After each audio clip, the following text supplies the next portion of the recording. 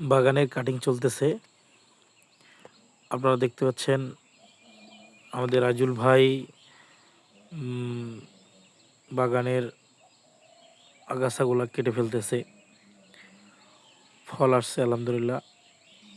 এটা ফলের উপর থেকে কাটতে হয় যেন পরবর্তী কুশি বের হতে যেন সুযোগ পায়, এরকম জায়গা রেখে কাটতে হয়। আপনারা দেখতে পাচ্ছেন যে কাটিং করতেছে। মনোযোগ সহকারে একটু দেখলেই বুঝবেন যে কীভাবে কাটিংটা চলতেছে। আসলে এভাবে কাটিংটা না করলে পরবর্তীতে ফল হইতে ঝামেলা হয় বা গাছের গ্রোথে ঝামেলা হয়। এই জন্যে কাটিংটা দেওয়া দরকার। এটা মাঝে মধ্যেই দেওয়া দরকার। ফলের উপরটা কাটতেই হয়।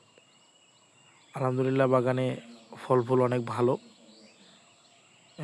না কাটলে আবার স্প্রে করতে ঝামেলা, পরে হারভেস্ট করতে ঝামেলা, পরবর্তীতে ফল আসতে ঝামেলা।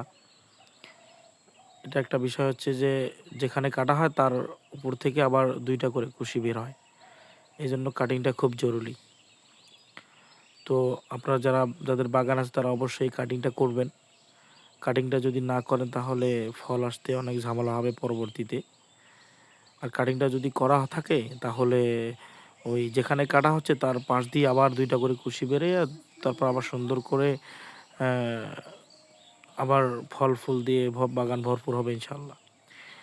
এজন্য আমরা সবাই কাটিং করব। যদি কেউ কাটিং করতে না পারেন না বা না বুঝেন তাহলে অবশ্যই আমাকে নক করবেন। হ্যাঁ, নক করলে আমি আপনাদেরকে বুঝাই দেবো ইনশাল্লাহ।